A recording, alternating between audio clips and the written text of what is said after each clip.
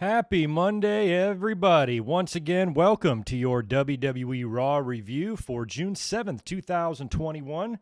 Changing things up this week, as I'm sure you can probably tell from the thumbnail. You're saying, hey, that's an old-ass Raw. Well, I mentioned in the podcast over the weekend and on social media a little bit throughout the last week, that we're going to change things up a little bit on Mondays now, between now and when fans return in July, because I think we can all agree that we're probably going to get fed a lot of bullshit in these remaining few weeks of the Thunderdome here, kind of like a treading water period in between when fans return and they start really gearing up for SummerSlam. So we've seen the ratings. We've been coming up here talking about Raw, how awful the shows have been, 3 hours of nonsense for the most part. Tonight wasn't all bad, but I figured it's really difficult to come up here and talk for 2 hours or an hour and a half about a show that really it was just chock full of meaningless matches, recaps, bullshit, that sort of thing. So I thought it would be fun to try to keep the streams fresh, keep the streams fun, where we can talk about some classic Raws from the past or classic moments, and that's what we're going to do kind of between now and then. Now tonight, right after we're done running through these Raw results, with the contract signing of Lashley and Drew, the Lily stuff with Alexa Bliss and Shayna Baszler, Orton and Riddle, everything we saw tonight on Raw we will discuss, but we're going to spend a pretty short amount of time on it. Then we're going to take a look back at a show that's nearly 21 years old, WWE Raw from September 25th, 2000, the very first show on the TNN network when they made the jump. TNN would then become Spike TV, and this was the return of Stone Cold Steve Austin. This was the night after, Unforgiven that year, and a lot of stuff was going on. So it was a show that was suggested by one of the listeners, thought it was a good idea, and that's what we're going to do tonight. In future weeks, between now and July 16th, when fans come back, I'm going to do, we're going to do the same thing, but instead of reviewing one show, after we're done talking about the current week's Raw, we're going to do this week in Raw history stuff. I'm going to look back throughout the years, Raw results, see what's going on during the week that we're in, and talk about that. That way we can talk about more than one show at the same time. And next week, I already know one show we're going to talk about. I was there. It was the Kurt Angle and Chris Benoit cage match from Raw when Kurt Angle did the big moonsault off the top of the rope or off the top of the cage. We're going to talk about that next week. I was on the floor for that match right behind the announce table, and I got a pretty good, awesome view of Kurt Angle taking that crazy-ass bump. So we'll be talking about that show, among others, next week and in, the weeks leading up to July and SummerSlam this year. So that's what is on the schedule for Mondays between now and then. Mondays have just been boring. I mean, it's a chore to watch this shit. Tonight was a lot easier. Number one, the show was a bit better. And on top of that, since I'm not going to be spending a ton of time dissecting and analyzing so much of Raw, it was nice to casually watch it, jot down my notes, who beat who, shit like that. But, in terms of writing down every detail, I can't do that right now. It's just too impossible. And none of you guys want to sit here and listen to that shit anyway.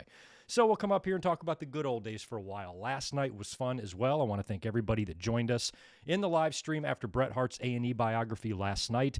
It was fun to kind of look back on his career and talk about a lot of that stuff, because you guys know how important Bret Hart was to me as a wrestling fan. And I appreciate you guys being here last night who hung out live, and those of you who have checked it out on demand, appreciate that. And if you haven't, it's on my channel right now. Take a look at last night's stream on Bret the Hitman Hart. Today is the anniversary of the Higher Power reveal. Yeah, that would be about right now. That's right. And then Austin came out with the tie and everything. Oh, my God. Thanks for that. $2, Barry. Yeah, that was just a couple weeks after Owen. That was actually the first live show back since the Owen tribute show, because they did the Owen tribute show the night after Over the Edge, and then the Tuesday night they did a taping, and then finally the talent had the week off, and I think they attended the funeral and all that stuff, and then they came back for that show, which was the reveal of the Higher Power. Man, I remember that well, really well. All the speculation, is it Ted DiBiase, the Ultimate Warrior, Jake the Snake Roberts, and it was fucking Vince. I would have preferred Christopher Daniels over Vince. But yeah, that's pretty interesting. I remember that. I think I did a This Day in History or a mic drop on that one time in the past. It was a very big letdown, but it was still the segment itself was so packed with so much stuff, because you had them burning the Ministry out there, then they brought out the hooded guy, then he revealed it to be Vince, which is kind of a swerve because Vince was kind of babyface at the time, and then Linda and Stephanie came out, and then they announced Austin, I believe, and made him like CEO of the company and had the tie on, and it was just so much going on. It was a pretty big highlight of the Attitude Era, actually, even though the Higher Power reveal itself was a huge, tremendously large letdown. one of those situations where, like we're going to talk about later in the Classic Raw episode with Austin doing his investigation, they didn't know who it was going to be when they ran over Austin, and then they just botched the whole thing. It should have been Triple H or The Rock right from the start, and they tried to do the Rikishi shit, and it didn't work out. That's kind of the same deal. I think they did the higher power angle before they decided who was going to be the higher power, and that left him with only Vince. So, yeah, I don't think the Chris Daniels rumor was really ever a thing because Chris Daniels wasn't really a name yet. But it was always one that floated around. I always enjoyed that rumor. George Morris is back with the $5. Thanks, dude. Hey, Greg, how you doing? Raw 0 out of 10. It's miserable. A grown woman asking another grown woman to apologize to a stupid doll. What do you think? What do y'all think? Let me know your grades. Does it get a higher than 0 out of 10 that George gives it every week, or did you think this Raw was better? Somebody in the chat here said Raw was okay. This Raw wasn't my favorite. We're going to go through the results here, like I said, quickly. In terms of the main event, the fact that this Alexis Playground was the main event, I was thinking we might get a Lily debut. It's like, this might be where we see her. Somebody made the suggestion to me on Twitter that something's going to happen to Shayna, and she's going to disappear, and Shayna's going to be the one to come back as Lily. And that looks like it might be possible now based on what we saw in the end. Shayna ran away from the ring after she stomped Lily because magical shit was happening. She ran backstage through Gorilla. Nobody's around. She's all by herself, locks herself inside of a dressing room. She can see Lily in the mirror. She turns around. Lily's not there. Sees her in the mirror. She's not there. Lights go out. Shayna screams, and the show goes off the air. So Lily may have possessed Shayna. She might now come back as Lily, which honestly is probably the right thing to do. They ruined Shayna this past year. Here we thought she was going to go into WrestleMania and beat Becky, and she hasn't done a whole lot. She hasn't, like so many other NXT talents, hasn't felt like the big deal she was when she was there. And I think this would be, she already kind of has that, like that dark eye makeup and stuff going on. You just frazzle out her hair and make Shayna look a little bit crazy. She might be able to pull off this character quite well. So we'll see. I mean, Alexa's done great with her deal. So who's to say Shayna can't do it? Might be just what she needs, as crazy as that sounds. So we'll find out whenever we do get Lily in human form, because like what they did tonight, it's going to be harder and harder to do this type of stuff now that the Thunderdome is going to go away. So some of these pre-edited, pre-taped type of stuff, they need to get it out of their system now before they start going back live again and shit like that. So maybe they'll save the Lily debut for when fans are back, that sort of thing. Speaking of debuts, we're getting Eva Marie next week. I kind of thought they were going to run these vignettes forever and wait 3 months until she comes back in or finally debuts, but apparently it's going to be Monday. And I was thinking about it. She actually might be the exception to the, we should wait till fans come back rule, because I think it's best that Eva Marie debuts without the fans, because the fans don't give a shit. They're probably going to boo her. Maybe not on the first night. Fans are going to be happy to see everybody when they first get back. But, in general, I don't think the fans are going to give her much of a positive response. So it's probably better you just debut her now in the Thunderdome, and maybe she'll accidentally get over or fall ass backwards into something that the fans are like, that's pretty good. And then by the time the fans do come back, they're a little bit used to her, and they're not going to be so hell-bent on just rejecting her and booing her out of the building, because a lot of fans are very upset with some of the people that WWE have released. And they might take a lot of that anger out on Eva Marie, even though it has nothing to do with her. They still will do that. So she might be that one exception to the wait until fans come back rule, because they're clearly wait until the fans come back on some other stuff here, namely Riddle and Randy Orton. The fact that they came up short in that Battle Royal means that I think they're going to slow down their progress a bit, give them a few more obstacles, a little bit more dissension before they finally come back on the same page and hopefully get those title belts maybe around SummerSlam time when fans return. Because in Vegas, 50 to 70,000 people in the arena there, RK Bro winning the tag titles, that'll get a pop. That'll get a pop and a half. So, and I'll be there to see it. So I'm kind of hoping that that's the deal with those guys. They got a shirt now. I think Riddle said he's wearing 2 shirts because Orton doesn't wear shirts. I found that funny. Neither does Drew McIntyre, by the way. He doesn't seem to like to wear them very much. But anyway, I said we're not going to spend much time on Raw, so we're not. We're going to get into the results here, blow through them, and then we'll start talking about some fun stuff. Yeah, she's claiming, Ryan, you might be right. I mean, Eva is claiming in these vignettes that she is, she's going to show the world what she's got and what she can do and all that. I don't know. We'll see. We'll see. I'm open-minded though. I'm not going to automatically reject her. I'll at least see what she can do. Maybe she's better now. Zane G's here. What's going on, dude? All right. Well, anyway, let's roll through these Raw results. That way we can start talking about some other stuff tonight. Also, I want to wish a happy birthday out to We Are Pro Wrestling. Are you still in here, dude? Mentioned earlier, right at the beginning, that today is the 5th Raw to ever take place on your birthday, 93, 99, 04, and 10. Wow. I'd have to look up how many took place on my birthday, September 6th. Probably a lot. But yeah, that's awesome, man. Happy birthday. And you are 30 today. 30's a big one, bro. Go subscribe to We Are Pro Wrestling's YouTube channel. He does good reviews and all that kind of stuff, and he's 30 years old today. That's old. Make a will. Happy birthday, dude. 3-0. So awesome. I remember my 30th birthday. I got drunk. There, you're still there. Roderick is in the house, too. All right, cool. Let's roll through these Raw results so we can start talking about the 21-year-old Monday Night Raw from 2000. Lots of stuff. I watched that show today. It was very cool. Saw a few interesting things on the show that I kind of forgot about and thought was pretty cool. So we'll be talking about that later on. But first, let's bust out this June 7th, 2021 edition of Raw. Of course, most of this was centered around the contract signing between Bobby Lashley and Drew McIntyre. I was assuming that was going to be the main event. It was not. It actually got done pretty early in the show here, but they did open up with a tag team battle royal. You had Randy Orton and Matt Riddle in there, the Viking Raiders, New Day, Mason T-Bar, and Lince Dorado, who was in there by himself because Grand Metalik has been injured or something happened to him. So they're going to do a battle royal here, and the winners will get a future title shot against AJ and Omos. So AJ and Omos then come out to the ramp, which was funny. They start talking shit to everybody. Riddle and Orton and everybody else takes their shots back at AJ, and Riddle and Orton do some funny shit. Riddle's hilarious, talking about wearing the 2 shirts. He says, Randy doesn't wear shirts or pants. And then I'm not sure, I was kind of vaguely paying attention. I don't know what's going on with the key thing, but he gave around a key, and Randy Orton put the key in his boot, and then later on he would throw the key in the trash can. I'm not sure the significance of the key. Don't get it. Wasn't paying much attention there, but all that stuff was pretty funny. AJ, of course, shits on everybody. Everybody got a chance to retort a little bit, and then, we would go to the match. But not before we had one final entrant. Joining AJ and Omos on the stage are Miz and Morrison. They come out, and Miz, of course, we know is injured. He's going to be out for a while. They've got him in the wheelchair there, and they announced that Johnny Drip Drip is going to enter the match, enter the Battle Royal, try to win it, and I guess win the tag team titles on his own. I'm not sure. And while they are making their way to the ring and Morrison's music is playing, I guess he loses grip of the Miz, and he starts rolling down the ramp in the wheelchair, but he's rolling down in the slow-mo effect of Morrison's entrance, and it just looked fucking hilarious. That actually popped me.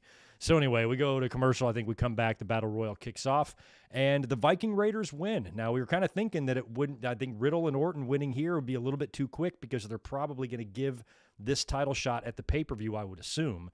And Riddle and Orton, I've said, they need to grow, as a team and get to that point. And with the fans, on the horizon here, I don't even know if you really wait for SummerSlam. I think you might want to just do it as soon as fans get back. So they've either prolonged Orton and Riddle winning the titles until SummerSlam or possibly Money in the Bank. You could do it at Money in the Bank. SummerSlam might be a bit long to wait.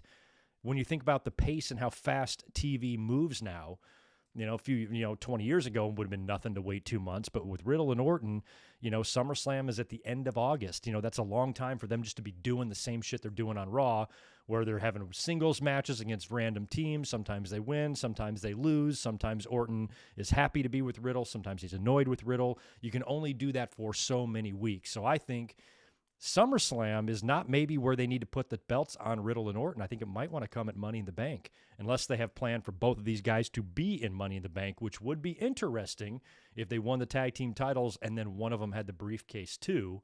That would be, maybe that might be too much, but Riddle having the briefcase would be great. Think of the shit he could put in the briefcase. He could put so many joints. Oh my God, just joints. So many just giant Cheech and Chong joints in that briefcase. I wouldn't mind Riddle winning the briefcase actually, but him teaming with Randy Orton and them having, kind of a fun partnership and pairing here is what I want to see long term. So having the Viking Raiders win here, they're going to get a tag team title shot in the near future. That could come on Raw or the pay-per-view for me. I really don't care. I think the bigger story is getting to Orton and Riddle winning the belt in front of fans, which is obviously where they're probably going to go here.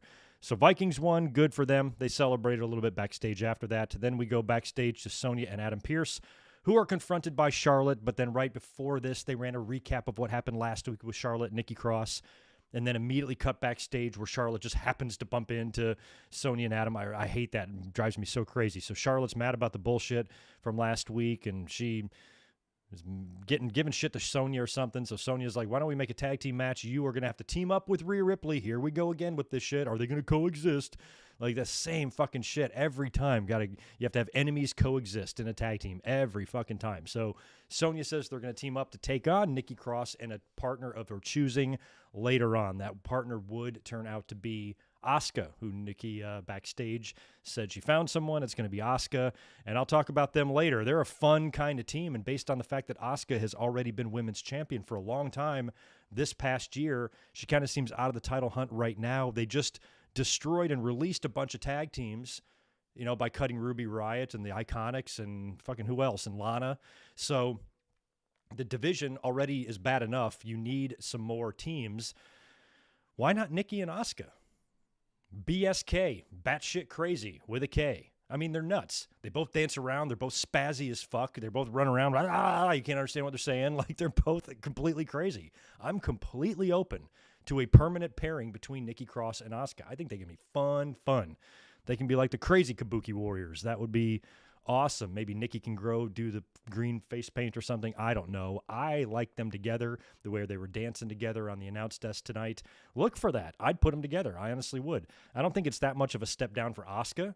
It's not a step down for Randy Orton. It just gives them something else to do, something fun to do, a little breather. That's all. And I'd be open to it. It would be, I think they'd be a fun team because Nikki Cross, she's so wonderful. She deserves to be on TV every week. They need to put all the belts on Nikki. IC, US, both worlds, all the tags, all 8 tag titles, all on Nikki. She needs to be a 19 title belt champion. She needs to have more titles than Kenny Omega. That's how much we love Nikki Cross. But we'll see. We'll talk about them later on. Elias promo in the ring next. He's on the mic. He's talking about Jackson Riker. He's then attacked from behind by Jackson Riker, who's now cut his hair. It's short. And he beats up Elias. Then we go to commercial. We come back. We got a match. 1-on-1. Jackson Riker versus Elias. How crazy is it? The Jackson Riker's the babyface in this shit. So Elias is kind of selling the beatdown. He's injured from getting his ass kicked prior to the commercial. So during the match, he just runs away and gets himself counted out. So Jackson Riker beats Elias via count out there. After that, we had the contract signing between Drew McIntyre and Bobby Lashley. No one was really looking that forward to this because we knew what we were going to get out of it. They're both going to sit there, say some stuff, claim they're going to win, yada, yada, yada. The only thing we didn't know is this match just going to be a straight-up title match? Because I said as soon as this match was made that it's probably going to be in the cell based on their history. Trace it all the way back to the Chamber when Lashley cost Drew the title and put into motion all this stuff. A couple matches they've had together, WrestleMania and others, you should probably settle it inside the cage. And it turns out that's what they're going to do. A couple of clauses here. First of all, this is Drew McIntyre's last opportunity. So if he doesn't beat Bobby Lashley, he can never challenge Bobby Lashley again for the title, apparently. And Drew said that's fine. He accepts those terms, but they need to give him something in return. And I think that's when he proposes the Hell in the Cell match, and MVP and Bobby seem to be fine with that as well. He wants to make sure there's no interference, and he's going to hit Lashley with everything that's under the cage and that sort of thing. So all parties agree. They sign the contracts. I don't even think we got a brawl. Oh, no, McIntyre pulled out his big-ass sword and cut the table in half. That's what we got. So I guess that is something we haven't seen in a contract signing before. So it definitely wasn't your run-of-the-mill contract signing because I can't think of one where somebody busted out a sword and cut the table in half. One of the coolest ones I think we ever saw was Brock and Taker. Taker took the pen and stabbed Brock's hand, remember? And then powerbombed him through the table or chokeslammed him through the table. That was a good one too. So Drew cut the table with his sword, which is ridiculous. So anyway, Hell in the Cell match, it's official now. Bobby Lashley and Drew. I think you guys are with me on this. We want Drew to be champion going into SummerSlam. Lashley to be champion going into SummerSlam. Drew losing here will not eliminate him from permanent title contention. He'll get another shot when Lashley drops the belt or something, and who knows. Bottom line is we have a location now for SummerSlam. It's going to be Allegiant Stadium in Las Vegas, big arena. They're planning on trying to sell this thing out, so you're talking 60 to 70,000 fans. You can't just put any old bullshit up there, if you want to do that. So especially when you got a title boxing fight the same night in Vegas and shit going on. makes you think the WWE's got some matches pretty big in their pocket for SummerSlam to be able to expect to have a WrestleMania-sized show here. So I kind of want to see Lashley remain champion. Just really like Lashley, excuse me. I also have Asuka. I combined Asuka and Lashley here because this is where Nikki picked Asuka backstage. So she is then interviewed, and she goes, I found someone, and she's awesome. And then Asuka comes dancing into frame there, and she's having a good old time. So they are now official for the match later on against Rhea Ripley and Charlotte. Can they coexist? After that, we got Ricochet taking on Humberto Carrillo. Sheamus, poor fucking Sheamus is out there. He's got a nose guard. He's got the Cody Rhodes dashing face mask on. He had his face rearranged last week by Humberto Carrillo, taking a knee to the face, broke his nose. We knew it was going to be ugly. He had 2 black eyes, and he was posting pictures this week on social media. So he's trying to recover from that. He's out there in Florida in June wearing that heavy-ass jacket. He must have been sweating his nuts off. And he's out there to observe the match because the winner of Ricochet and Humberto Carrillo get a U.S. title shot against Sheamus in the future. So it was good that we had a one-on-one match that actually meant something and had a purpose, but it was a cop-out. Instead of just keeping everybody off TV, they just had to stretch this out. They wrestle in there for maybe 3 or 4 minutes, not a very long match. They wind up doing a Spanish fly. I can't remember who hit who with this here. I think Ricochet hit Carrillo with a Spanish fly from the apron flat onto the floor. Sick bump. They land hard, and neither guy can answer the 10 count. They both get counted out. And that makes a lot of sense because now we're going to get that rematch next week. I think what it is Sheamus just ain't ready yet. So I think he needs a couple of weeks to heal from that. So they did the count out here in order for them to do a rematch next week and then to buy Sheamus some more time. So they'll probably do another match next week. Maybe next week there's a double DQ, and then they do a third and final match the week after with some sort of a stip. And then we finally get a winner, and that person can challenge Sheamus. And by then, maybe he's good enough, to wrestle. I'm sure he can technically get in the ring right now. Hockey players come in and minutes after a broken nose, and same with a lot of sports. So I know it's you can work through it, but he took quite the shot. So he need to give him some recovery time there, and that's probably what they're doing here. In the end, I almost think Humberto Carrillo will wind up winning this and getting the title shot in order for Sheamus to get some revenge on him for cracking his nose. It still wasn't as nasty as the John Cena one, but it was up there. Sheamus looks rough. After that, we got the vignette for Eva Marie. I thought it was going to be the same shit we've been seeing, but it turns out to be an actual announcement on her debut. Next week on Raw, we will get a look at Eva Marie. I said at the top of the podcast here that she might be the one exception to the rule of, we need to wait for fans, or that would be best in front of fans. For her, it might be best in the Thunderdome. The fans, when they first get back, I'm hoping they will have the same energy as they did at Double or Nothing. They're just going to be really happy to be back. So it's going to be hard for them to really shit in a cynical or negative manner on anything, when they first come back. But still, I don't think she's going to be received rather warmly. So it's probably better to bring her out in the Thunderdome to where they can create whatever reaction for her that she wants or that they want. And then maybe she can get lucky and do something out there or do something in the ring that just accidentally gets her over. And the fans are like, I don't totally hate that. That's not so bad. And then, she'll receive better reactions when fans are there. So I don't know, but we'll get a look at her next week. I don't know if she's going to wrestle. Prior to this, when she was there before, she kept getting in the ring and shit was happening, and she wasn't able to have the match, wardrobe malfunction, or she wasn't cleared, or she had excuses, So we'll see if she actually gets in the ring and wrestles next week or not. We'll find out. After that, we got the big tag team match. Will Rhea Ripley and Charlotte be able to coexist? They love to fucking say that, taking on Nikki Cross and Asuka. Charlotte and Rhea do not get along right from the get-go here. They had a few words with each other on the outside of the ring when Ripley took a spill out there. Charlotte pulled her off the apron and then punched her, and then they went to commercial. And so you come back and, the match is still going on, but they're not getting along at all. They would even brawl some more, just straight up brawling, trading right hands. And the referee, I guess if you're a tag team, you're allowed to brawl with each other. It's totally cool. Nikki Cross takes advantage of this when Charlotte hits Rhea Ripley with natural selection. Cross pins Ripley for the win, and her and Asuka got the win because Charlotte and Rhea couldn't coexist. What a fucking shocker. So anyway, we'll probably get a rematch next week. Backstage, you got Randy Orton and Matt Riddle. Riddle is now going to have a match later on with Kofi Kingston, so he's talking to Orton about it. He wants to be, of course, a lot of people, AJ Styles, a lot of the talent here is mentioning that they're going back on the road. WWE wants to make sure that they beat that into our fucking heads, like we're going to forget.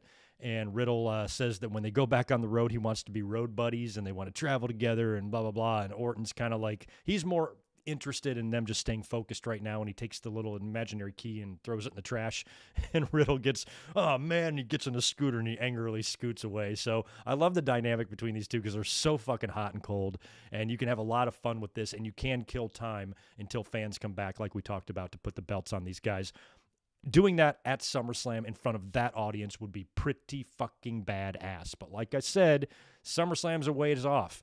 And I think, there's a potential that, Randy Orton and Riddle could cool off by the time you get to SummerSlam. You know what I mean? So I think it's just best maybe for them to win it at Money in the Bank in terms of, securing the maximum reaction. But I like the team. I'm not going to grow tired of them, but, you never know with the way WWE writes their segments and stuff. They can make shit get old real quick.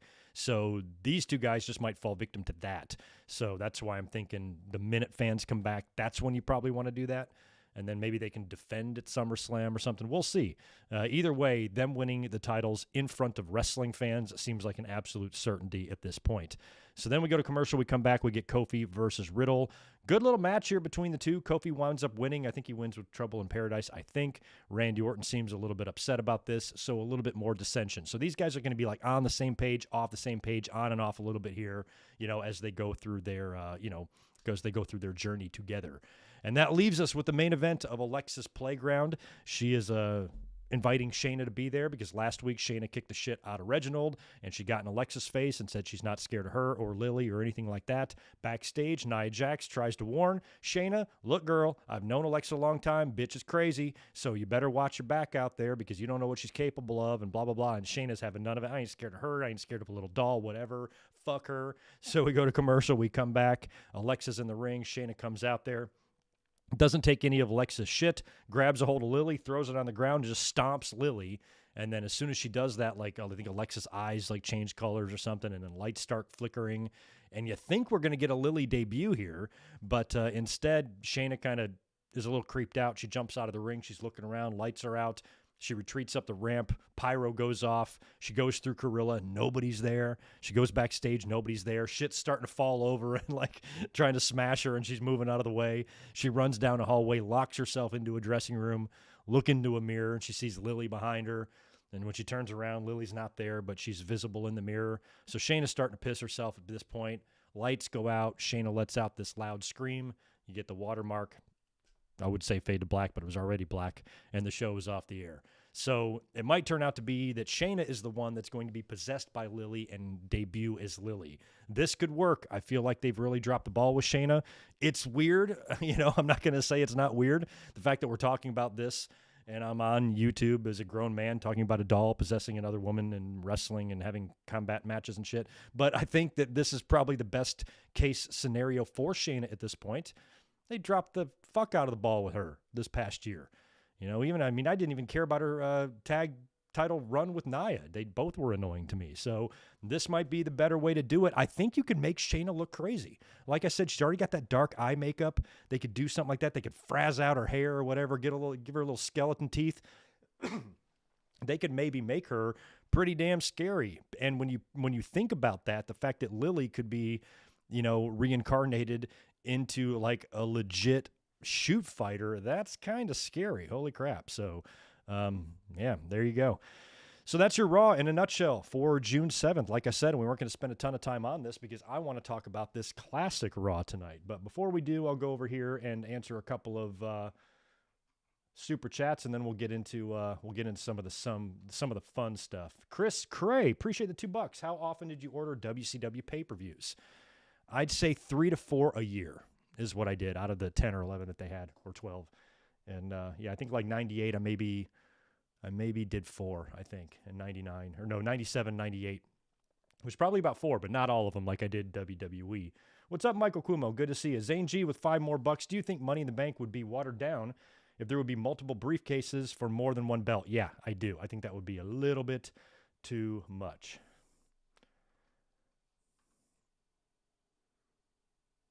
Ain't nobody sells choke slams like Brock. That's for sure. That's for sure. But anyway, we're going to jump into this classic Raw. But before we do, I'm going to take a quick pit stop. I'm going to come right back, reset, grab myself a cold one, and then we're going to talk about Monday Night Raw, September 25th, 2000. Just hang tight for 30 seconds. I'll be right back.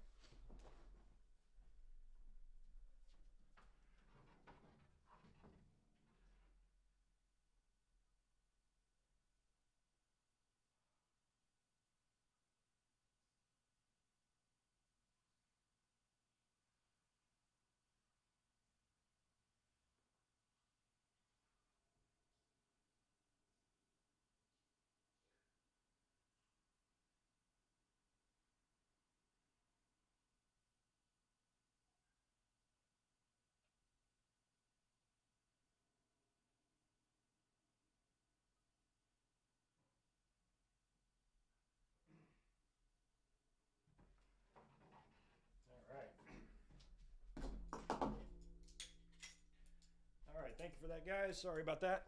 Just want to get a fresh one and get all reset and ready to rock and roll. Appreciate you guys not leaving. Yeah, it looks like you guys are all still here. Right on. Yeah, like I said, for those of you just joining us now, we are going to do some more fun stuff on Mondays because just sitting here for talking for 2 hours on Monday Night Raw is really difficult to do when they're feeding us so much nonsense. So we're going to combine our Monday Night Raws reviews with other stuff, with reviewing Raws from the past, discussing Raws from the past, shit like that. That's what we're going to do between now and Money in the Bank. And when fans come back, because I don't think it's going to be very fun until they do. But tonight's Raw was a little bit better. Still not a great show. Still was filled with a lot of filler, but I think was a little bit better than what it's been. It will be interesting to see the ratings tomorrow. AEW's rating came in for Friday Night Dynamite. Wasn't very good. Drew under 500,000. A lot of chatter about that today, a lot of laughing and debating and anger and all that. That's not really that surprising that the rating is lower. I don't think it was, they wanted it to be that low because I think the previous Friday was over 500,000 or something like that. So maybe the number is lower than what they thought, but it's still a whack-ass time slot, something they're not used to. So I'm not too concerned about the AEW rating, but I'm sure they don't like it. Sucks to be preempted in general with that stuff. So it'll be better when they make the move to TBS, and this won't happen next year, and that sort of thing. But it was it was a flatter Dynamite too. I mean, it was Friday night. I thought the Go Home Friday Dynamite was really good, but last Friday wasn't that great of a show, and I think a lot of people even felt like Andrade's debut fell a little bit flat based on the way it was executed, and those are all fair critiques, But I'm not too worried about AEW. A lot of people today thought AEW's gonna go out of business now or something because of that rating. I'm like, let's settle down, everybody. Just take a chill pill, please. Idiots, man, everywhere, all over Twitter. So anyway, we'll see what Raw does when the ratings come out tomorrow or whatever or whatnot. But I don't think they're going to be setting any records, that's for sure. Anywho, let's get on. Poor Shayna, this might be the best thing for her, though.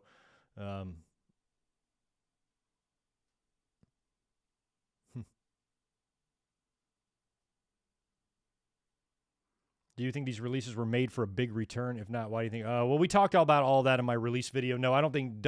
One thing that's not happening here is WWE's making room for any other talent. I don't think. They don't have, they're trying to do some cost cutting and stuff here, but it's not a matter of them not being able to afford it or anything. But no, I think they're it's kind of separate from that. But if they are, trying to lure Brock back or something like that for a big time payday for SummerSlam, then maybe they're trying to balance that out. But, it's really hard to figure out what goes into WWE's decision-making sometimes. Sometimes you can understand it. Sometimes it's completely head-scratching why one person is released and somebody else is not, when the fans would probably, in most cases, rather have it the other way.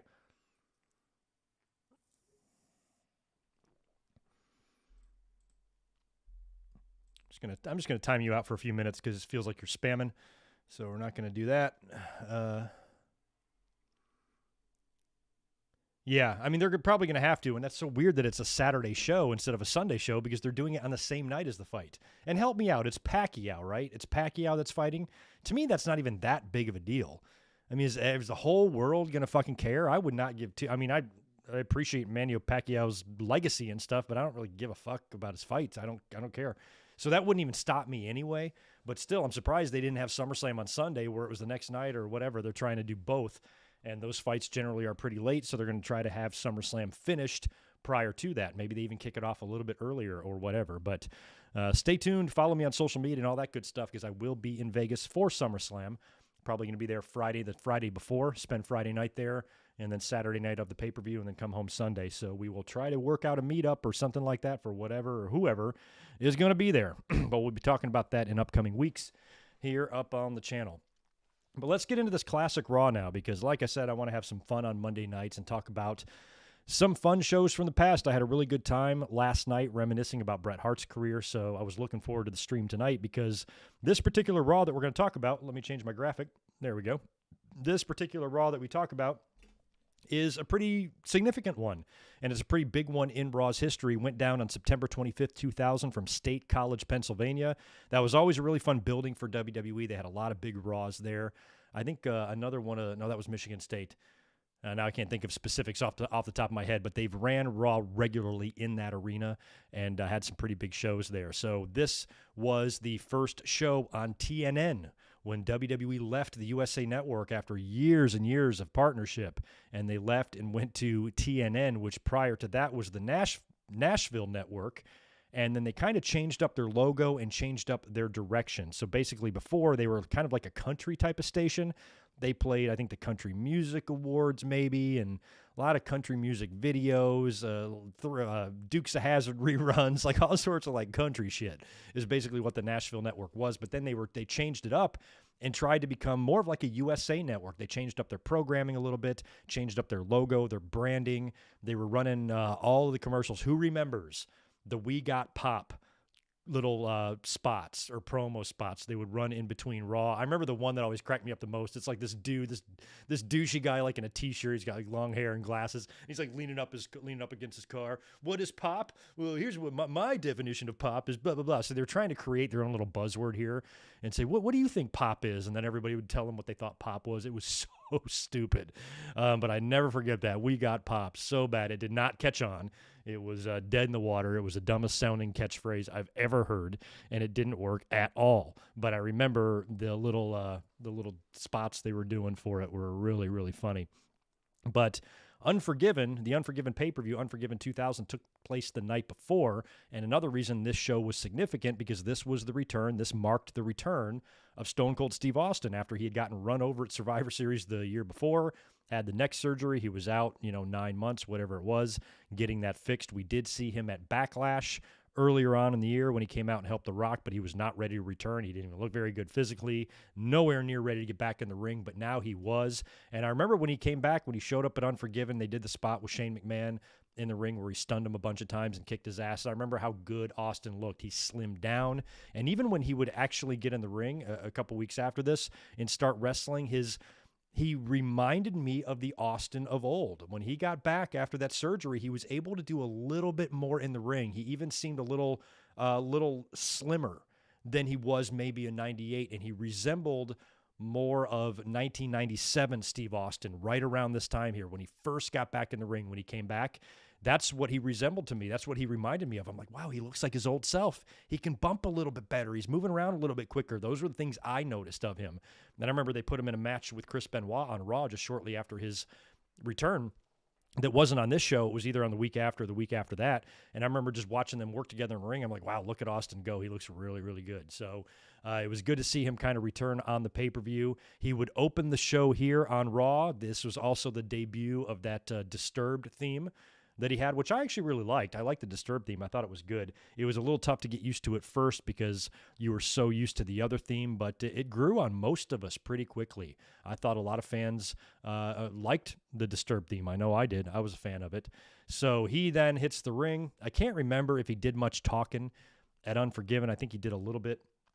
But he's in the ring now, and he talks about some of the things that were going on during his absence. One of them was Triple H going home to make babies.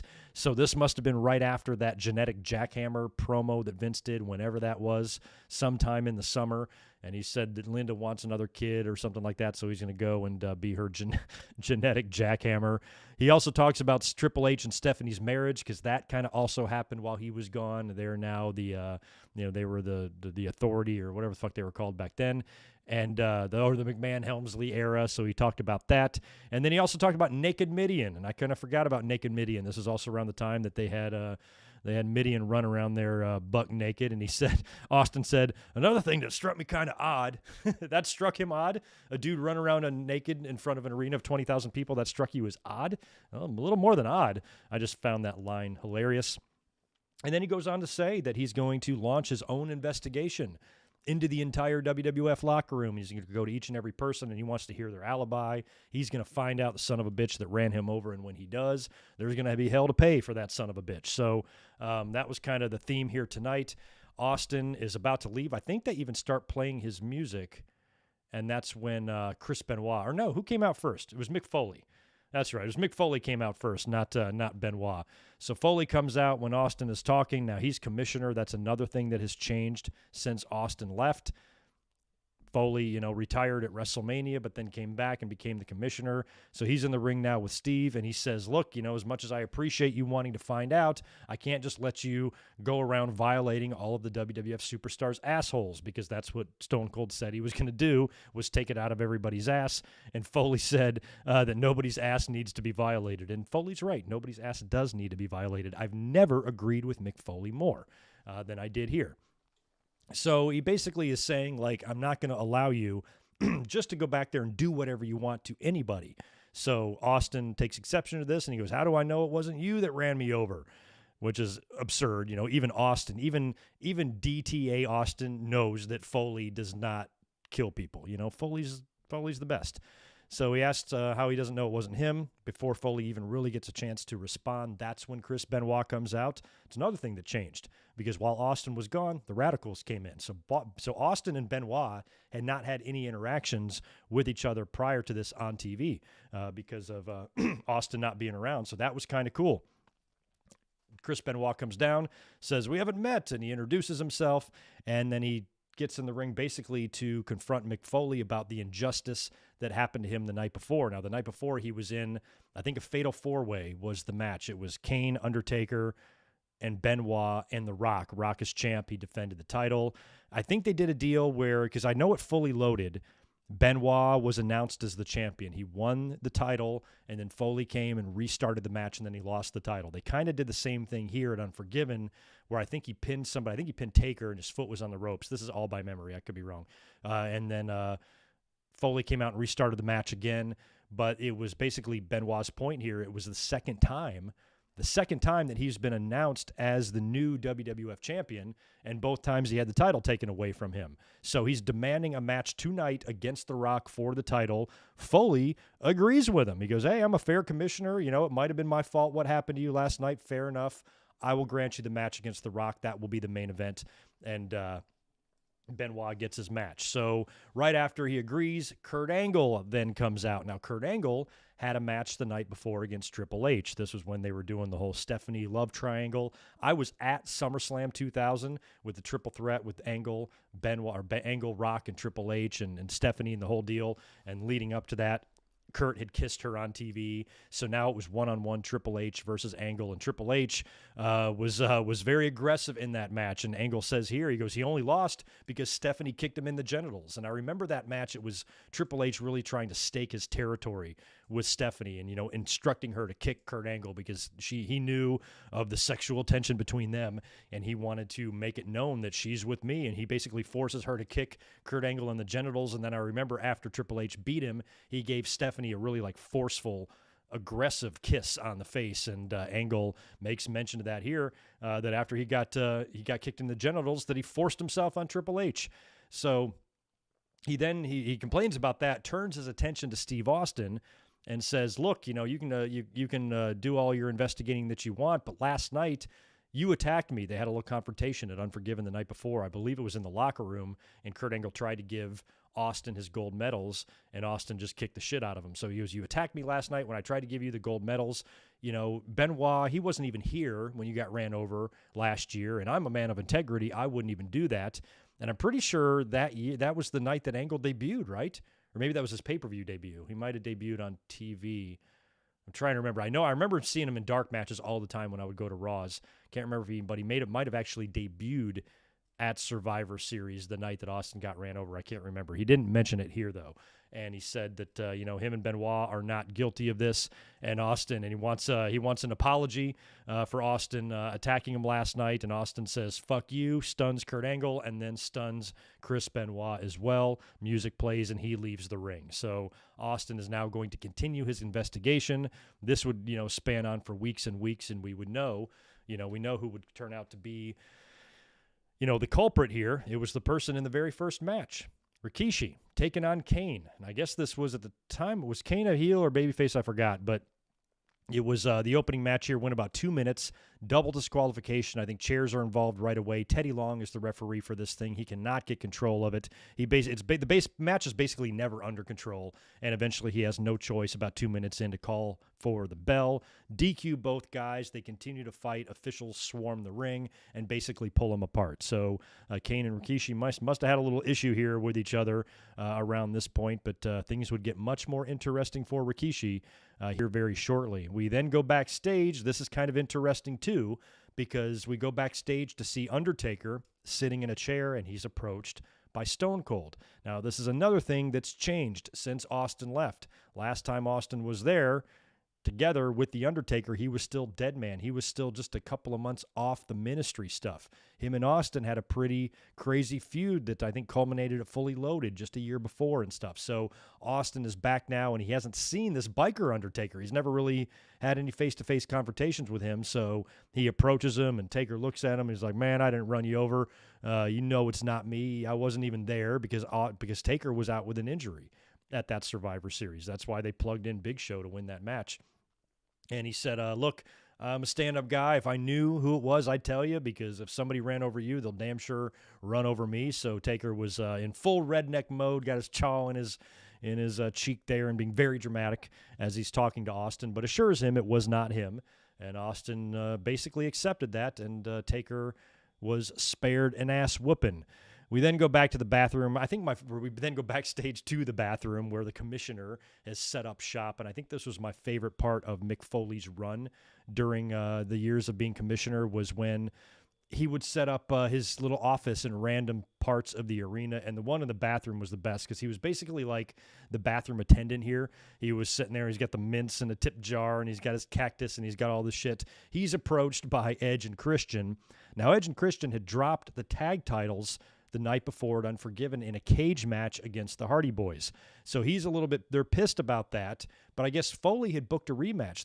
He booked a ladder match tonight on Raw for the tag team titles. Christian and Edge don't seem to be happy about getting a title shot. They seem to be upset about the brutal nature of the match, and they really don't want to do it. And they're like, we were in a cage match last night. Now you're putting us in a ladder match? Thanks a lot, Mick. And then Mick goes, you're welcome. And Christian's like, it's sarcasm, asshole. So anyway, I think Mick even says something about Lita. He goes, she's pretty hot. And then Edge goes, yeah, from a distance. Go tell your 2005 self that, Edge. Jesus. So anyway, after they leave, you hear a toilet flush, and this lady comes out of the stall, and she takes some mint and tips Mick Foley or something like that. So I loved that stuff. Mick was such a great commissioner. By the way, Mick Foley is going to be the next guest on Broken Skull Sessions. That's going to be June 20th, same day as Hell in a Cell. That's going to be a good one, especially right off the Mick Foley A&E biography and all of the history between Austin and Foley. It's going to be good stuff. June 20th coming up in just a couple of weeks. Man, I forgot to, we're going to save that for the end. I've got a big schedule update for you guys for this week. There's some crazy things happening on the channel, but we'll talk about it later. So anyway, we leave the bathroom and we go back to the ring where we have a one-on-one match with Taz taking on Bubba Dudley. Now, Taz is was in the middle of his feud with Jerry Lawler. The night before, at Unforgiven, they worked a match together, and that was the debut of Raven. Raven showed up in WWE, attacked Lawler, helped Taz beat him. Kind of the same deal here. Taz and Bubba, they show a replay from the previous week where the APA was playing poker, and they had brought in the What's Up guys. I can't remember, was it Bud Light or Coors Light? Who were the What's Up guys? But the Dudleys would do that move and shit, and it was all stemming from that commercial. And they actually brought the actors from the commercial to Raw the previous week. They showed a replay of that. So now we go to the ring. We got Taz and Bubba. Taz goes during the match, goes outside of the ring to mess with Jerry Lawler again. Lawler gets off the headset, tries to attack Taz, but then Raven jumps the barricade, comes from behind Lawler, hits him with a DDT on the outside of the ring, gets in the ring, hits a DDT on Bubba, and Taz pins Bubba. So a whole lot of ECW stuff going on here. Kind of funny to see Jerry Lawler involved in this because he was such a big part of the previous ECW stuff back in 1997. So this was kind of cool to see that. Taz's music back then was awesome. I loved his theme music that he had in the WWE around that time. Good stuff. And it was a short-lived honeymoon period for Raven. I was really happy to see him there when he came in, but they really didn't do a whole lot with him at all when he got there. But this was kind of his debut in the company. We go backstage after that. Triple H and Stephanie McMahon are in the locker room or in the dressing room. They're sitting on the couch, and Triple H wants to know what's wrong with Stephanie. She's got the scowl on her face, or she's upset. And then she's upset about her birthday. I guess today was this day was her birthday. And she says, Kurt Angle acknowledged my birthday, and you didn't even give me a present. And he was like, just relax, honey. I told you how many times I have to tell you this. Your presents are at home. They're waiting for you. They'll be there when we get there. Stephanie just wants her presents. So I found that really funny that she was, just always so goddamn spoiled.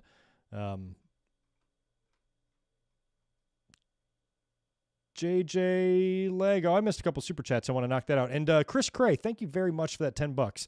I think you would ask that in a regular comment earlier. Somebody did. Yeah, I think you did. I did answer that. But yeah, I answered it kind of quickly. But back in WCW's days, I think it was 97 and 98 where I ordered the most pay-per-views. I don't think I ordered any in 99. I'm pretty sure I ordered no WCW pay-per-views in 99 because by that point they were dead as far as I was concerned. But in 98, I ordered a couple, including Halloween Havoc. I was spared the cutoff. I actually got somehow with my cable company where I lived. I used to live in the same town where Trump was wearing his pants on backwards the other day. Same exact town. And whatever, I had, I can't remember what cable company it was. Just a little shitty local place. But whatever was going on, I didn't lose the feed. I was able to watch the entire DDP and Goldberg match. I thought it was great. I didn't even know that the issue would happen until the next day when I'm calling hotlines and I'm hearing stuff like, oh, the fans missed out on the match. I'm like, I didn't miss the match. And then they ran it the next night on Nitro or whatever. So I think that year, I ordered 3-ish, something like that. I still have them all unrecorded. And sometimes, I remember one time with my buddy, we went to somebody else's house and we watched, I think, Halloween Havoc 97. I remember going way out in the middle of nowhere. Daniel, if you're here, you'll remember. And we went to somebody's place and we watched the Hogan and Roddy Piper cage match, which was ridiculous. And I'm trying to think what other ones. I think I ordered Spring Stampede that year and maybe Starrcade in 98. Actually, I know I ordered Starrcade because I remember watching Goldberg lose. So yeah, probably about 3 to 4, I would say, back in the day. JJ Leg, thanks for the $5 from you too. Maybe with the releases, they can end the brand split and unify the brand-specific titles finally. Maybe, although there has been some rumors on a draft. Somebody, I think it was Andrew Zarian, who had kind of broken the news about a draft being late August, early September. So that's making me think that they're not going to end the brand split. And with all the releases, yeah, it depletes them a little bit, but at the same time, I think they have enough talent there to have a brand split. It's just how they book and utilize the talent. That's the biggest part of it. And, this will give them some time to just decide where they want everybody to be, make sure the boyfriends and the girlfriends and the husbands and the wives are on the same shows. I mentioned this in the podcast on Saturday. Bet you $1 million they'll move Carmella over to Raw whenever the draft starts. So, little things like that. They might put Naomi and Uso back together and shit like that. So I think look for some of those moves for sure. But in terms of who's going to go where, if they're going to bounce Drew to SmackDown or vice versa, or change some titles around, this will be after SummerSlam. As a matter of fact, maybe that first ever, or the post SummerSlam Raw, which is going to be here in San Diego, which I will also be at, that might be the first night of the draft or something. I don't know. Not sure how that's going to go, but it's going to be end of the summer, and we'll be getting something there. Oh, it was Budweiser. Thank you, Zane G. Couldn't remember who the What's Up guys were. I never really drank Budweiser. Anyway, after that, we get the ladder match. After the Stephanie and Triple H stuff backstage, we get the ladder match. new champion, Hardy Boys, defending against Edge and Christian. This was a great match, only went about 11 minutes, but it was still really good, and I had completely forgot, going back and watching this match. If you go to my Twitter right now, at Good Mic Work, I've got a video up. I took it with my phone when I was watching the show today, making notes.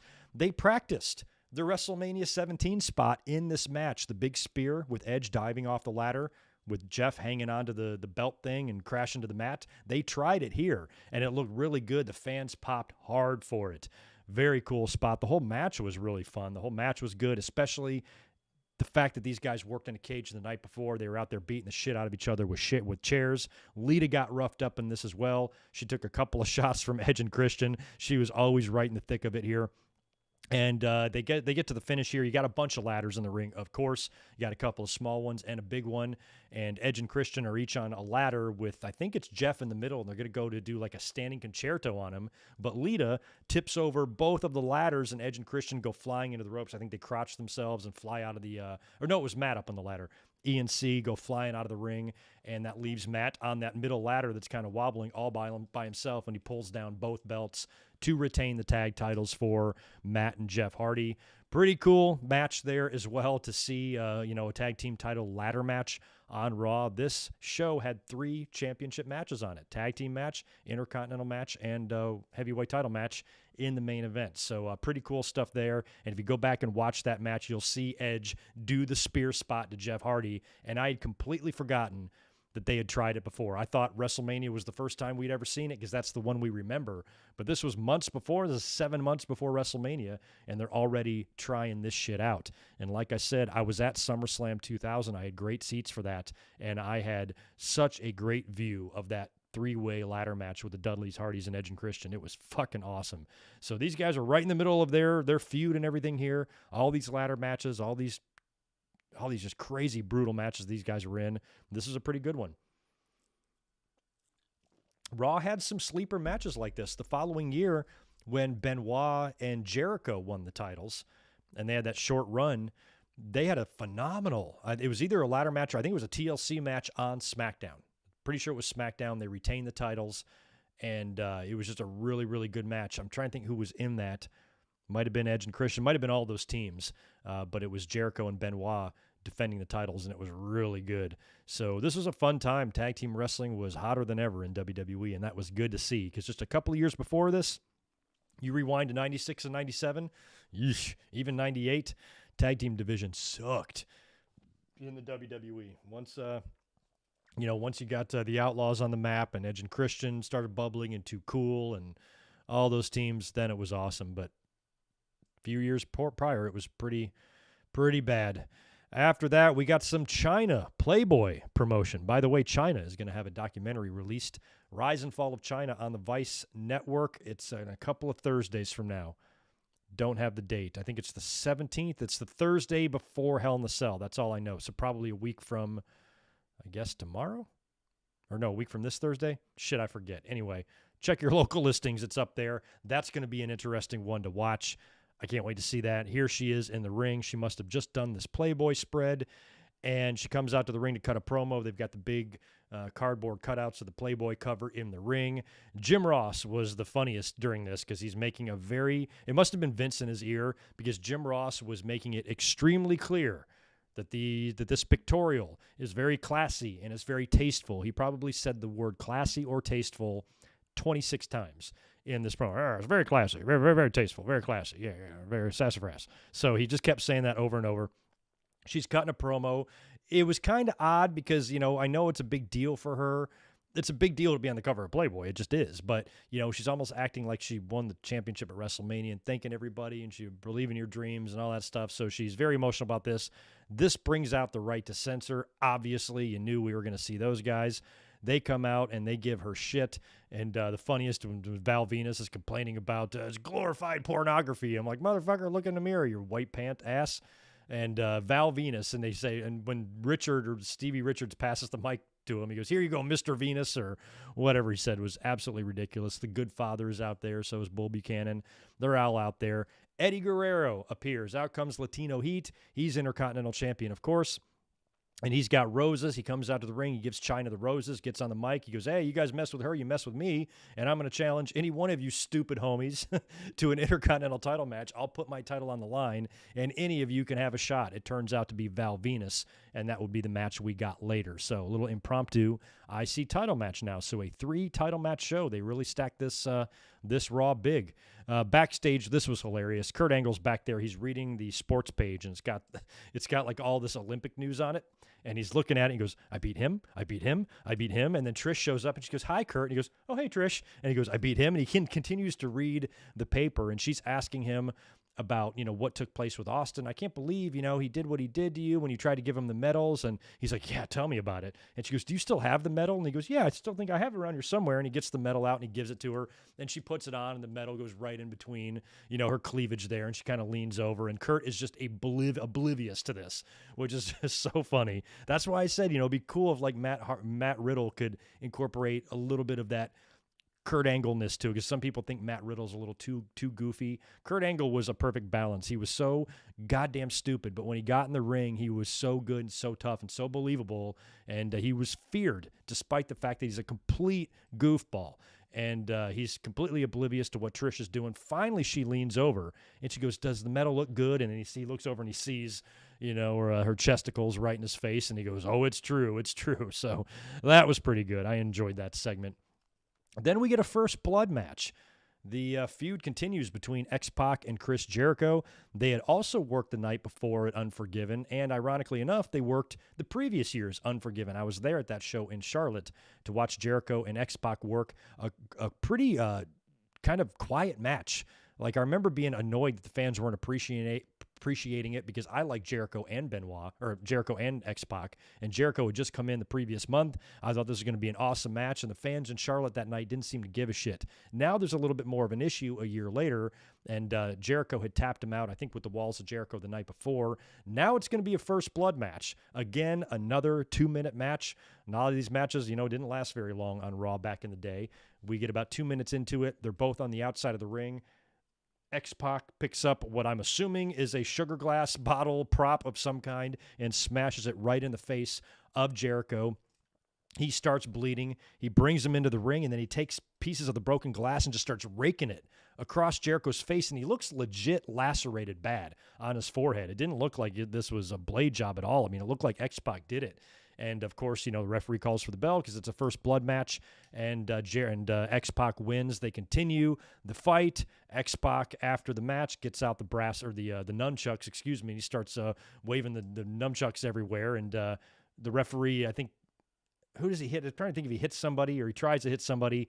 He's distracted, turns his back. Jericho's able to catch X-Pac with a low blow, and they brawl and spill out to the outside of the ring, and then Jericho then locks in the Walls of Jericho on the table on X-Pac. Both guys are bleeding, and to see Jericho really cinching back on the Walls of Jericho with the blood, pretty cool visual there. And they had a pretty, intense feud here between the two guys. So I liked this, what I can remember of it. I should go back and see what else they did in terms of matches, but that was all pretty good stuff there. Then we go backstage again to Triple H and Stephanie's locker room, and in comes Stone Cold Steve Austin. So I don't think creatively WWE knew that it was going to be Triple H as the culprit here when they ran this segment. I think it was still up in the air, and I still think they were maybe relying on Rikishi to have the tie into The Rock, and they didn't really know where they were going to go with it. So Austin comes in and he wants Triple H's alibi, and Austin is suspicious. He goes, look, man, you had more to gain. Look at the year you've had. You've had a pretty damn good year here without me. I was feuding with you prior to me getting run over. I think they even at Survivor Series, wasn't it Triple H that kind of got him lured out there? And then he got ran over and stuff, so Triple H maintains his innocence. And Triple H had a little miniature span here. He was basically a babyface.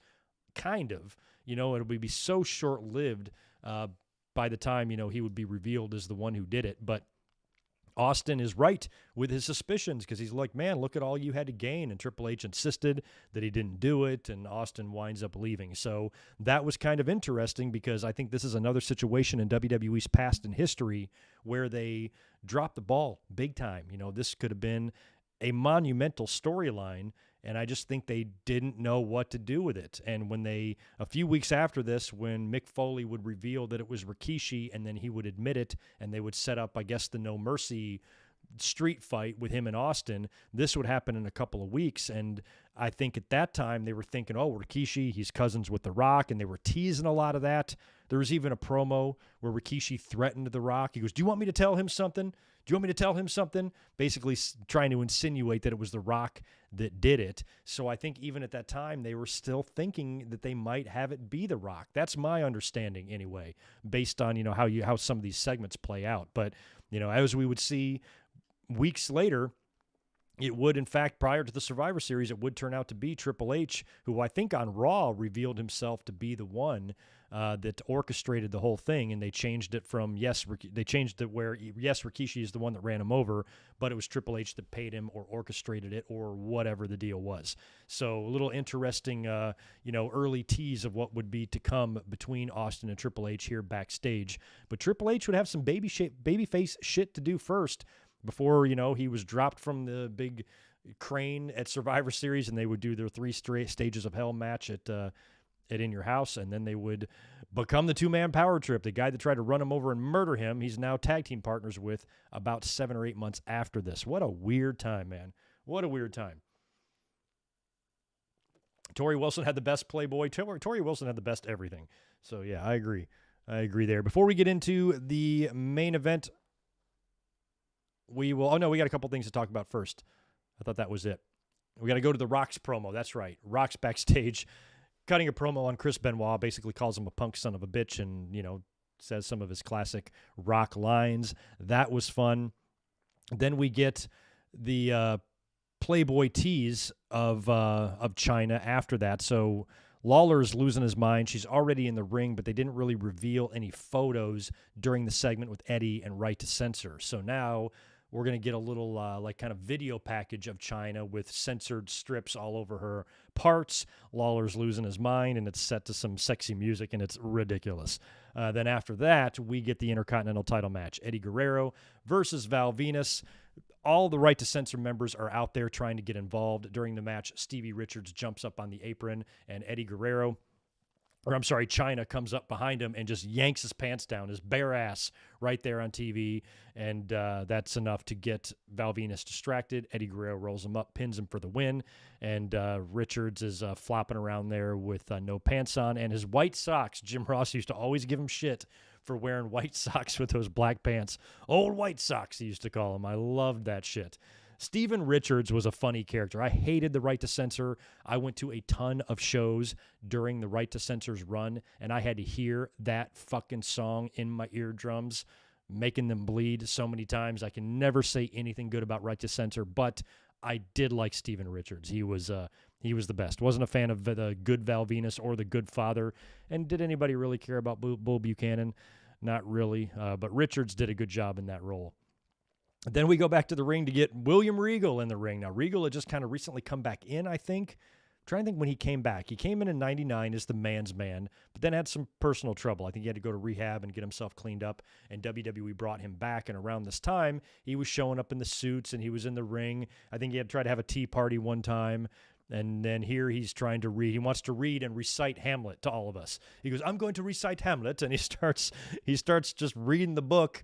And then then Austin's music hits. He comes out, doesn't say anything, gets right in the ring, doesn't even go to the ropes to salute the crowd. Just walks right up to William Regal, gives him a stunner, and leaves. So he arrives, stuns, leaves. That was pretty funny. First time these two guys too, unless they had a quick run-in 98 when he was there as the man's man, kind of the first time Austin and Regal had kind of interacted since their WCW days, because they were there together. So that was kind of cool to see them back in the ring together and Austin giving him a stunner and leaving. Pretty fun shit there, which leaves us with the main event, Chris Benoit challenging The Rock for the WWE title. Benoit comes to the ring. He's got Shane McMahon with him. They were friends. They made such a big deal about that during this time, that they were just friends, and everybody questioned the relationship between the two, but they insisted over and over that they were friends and they were not really dating. Into the match here, we get about a 7-minute match here, I think, for the main event. We get a ref bump. Shane McMahon gets cracked open on his head with a chair. This brings Stephanie McMahon out to the ring to check on him, which then brings Triple H to come out to the ring. Benoit's all distracted with him. There's all sorts of stuff going on. He tries to get at Triple H, who I think is on the ring apron, and then he grabs Benoit and pulls him down and kind of gives him the clothesline deal on the top rope, and he flies back and walks right into a rock bottom. Rock hits him with the rock bottom, pins him, and retains the title. After the match, Rock is up on the ropes, and Triple H is on the apron, and they're kind of staring at each other, and Rock is looking right at him, and Triple H kind of helped him win, and they were kind of teasing, because Triple H had that deal with Stephanie, and he was, and Kurt Angle, he was a part of that love triangle. And I even remember as a fan, like really taking Triple H's side over Angle for some reason. I'm like, yeah, fuck Kurt Angle or whatever. So I was kind of starting to dig Triple H around this time. And I was behind the idea of him turning babyface because I thought he had a great year. He made a believer out of me. I wasn't totally sold on Triple H until, I've told the story a million times, until the Royal Rumble in this year. When he had that match with Cactus, I'm like, oh, okay, he's for real. Because before that, he had just left DX. He got super over in DX, but he was that juvenile, sophomoric babyface having a good time. For him to go in that complete 180, that opposite direction, instead of being, a guy that just jokes around and he's like a crew of a jackass crew member, now all of a sudden he's the cerebral assassin. He's serious and he wants to be treated with, respect and that sort of thing. He wants to be like a credible champion. It's a big difference in his character. And it took me a while to, for me to get used to that. And once he had that match with Cactus Jack, I was like, oh yeah, this guy's great. He's a real champion. So I was team Triple H, the entire year of 2000. So by the time we got here and he was kind of teasing a babyface turn, I was into it. I liked Triple H. I was always a Triple H fan. Always. There was very few times in his career where I couldn't stomach him. Maybe near the end there a little bit or something, but for the most part, I always enjoyed what Triple H did, and the idea of him being a babyface and even maybe, aligning or teaming with The Rock. I'm pretty sure, based on the ending here, I'll have to look at the Raw results. You guys can tell me. Barry, help me out. Feels like they probably did a tag match the next week. Rock and Triple H versus Benoit and Angle or something like that. I can almost guarantee a match like that happened probably on Raw somewhere. And Triple H would be, would kind of be a fan favorite for that short time period before they moved him into the stuff with Austin. So anyway, after the little face-off with The Rock, Kurt Angle comes to the ring. He attacks Triple H, and Benoit and Angle attack and put the boots to Triple H and The Rock. And that's when Stephanie gets in the ring, and she's kind of trying to stop Kurt from hurting Triple H. And then Benoit comes up and joins him, and he's like, yeah, Kurt, what are you doing? This is Stephanie McMahon. What are you doing? And then he grabs Stephanie and headbutts her. Benoit just takes and headbutts Stephanie directly in the face. She goes down. She's knocked unconscious. And I think that was and then the fade to black, and that was the end of the show. So most likely they probably did do a tag match or something like that here. And like I said, Triple H would kind of be a fan favorite until they would, do the deal where he was revealed as the culprit and the orchestrator of Austin's hit and run. So interesting time here. That's for sure. And good to see him just prime Benoit, prime Angle, prime Rock, prime Triple H, all in the ring, all doing stuff together on Raw. These were the days, man. It was quite the time. Oh, that's a good one, Mike. I'll answer that in a second. Let me cruise up here and knock out some of these other supers that I know I missed. Justin Kong Lang, what's up, man? Good to see you in here. Appreciate the $5 from you. Oh, hell yeah. Sorry I'm late, by the way. This Raw was on your birthday. No kidding. Didn't you? You tweeted me earlier with the Winged Eagle, right? Very cool. September 25th. I'm a September man myself. Although, is September 25th still Virgo? I know I'm a Virgo. September 25th might be beyond Virgo. Not sure. Kevin Hefferner. Thanks, dude. Appreciate $5 from you as well. I think Wyatt was released. He was edited out of Alexa's video package. I don't think so. He's not released. I think they're trying to disassociate him with her, even though they're still using a lot of that same music and stuff. I I don't think if he was released, it would be announced. If he's going to be released, then maybe we haven't heard it yet. But I do not think that he has been released. I just don't. Did you buy any of the Diva Playboy issues? Thanks for 5 more, Chris. No, I don't think I did. I might have had one. If I did. Oh, no, I did. I had one. I had Sable. That's what it was. The very first one they did, Sable, because back then I was collecting everything. That was around the time of the TV guides and shit like that. So any sort of publication like that I would get. And I'm pretty sure I bought it at a newsstand and being real weird about it. Like, it's weird, just go and buy a porno mag and popping it up there and here's my money, thanks for my porn, but I mean, it's Playboy, it's different. But I remember being real weirded out about buying it, but I did. And I'm pretty sure I know Sable did a couple, I think. So it was the first one. It was the first one that she did. I'm pretty sure it had a black cover, I think. And that was the one I had. I might still have it. I have a lot of my old magazines. But yeah, that was the only one that I ever had in my possession was the Sable one. Never had the China spread. Can't remember if I even saw pictures of it or not. Probably have. Mike McGee, appreciate $5 from you. What was the moment that got you into wrestling? Mine was Taker vs. Mankind 98. King of the Ring, Hell in the Cell. Well, I don't have a specific moment that got me into wrestling. I have a specific memory of wrestling, which is Dusty Rhodes and Superstar Billy Graham having their MSG matches, seeing that in magazines. But the people who took care of me and some of my family members and some distant cousins had connections to wrestling, and they were all into it. And I just remember it was them, I think, that made me see it first. And then from there, I just kind of grew into it, just liked it. I don't know. I don't even have a moment that made me a fan because it happened so young. I was a fan before. I was already liking wrestling, I was already liking wrestling by the time, I was even making memories. I was probably 4 or 5 years old or whatever it was.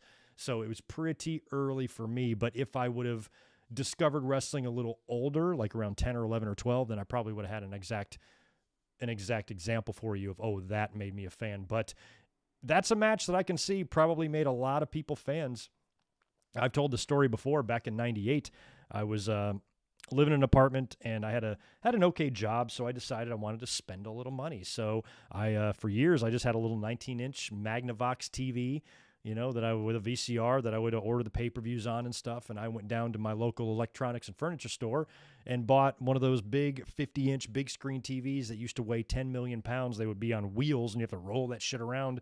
They weren't like HD TVs that you see now. It takes like 3 dudes to move this thing. It's huge. Came with this big oak entertainment center. Went and bought it, financed it all. They came and delivered it, and it showed up at my house like 4 or 5 days prior to King of the Ring 98. So I got it on like that Tuesday or Wednesday. So King of the Ring 98 was the first show I ever watched on like a big TV like that. And holy shit, did I pick one hell of a show to watch, because Mankind took those bumps, and I'm watching that on big 50 inches. And you have to understand, back then 50 inches was a big deal. It was a big deal to have a 50-inch TV. Wow.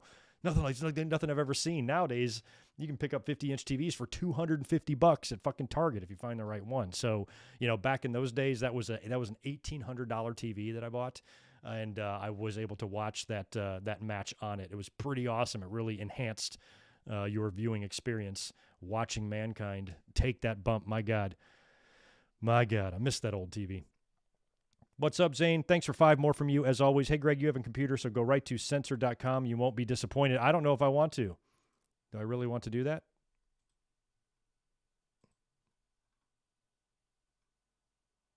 The Raw after has the main event of Triple H versus Kurt Angle. Okay, the next week. Feels like they would have done it. Maybe it was SmackDown then. It feels like they have to do a tag match.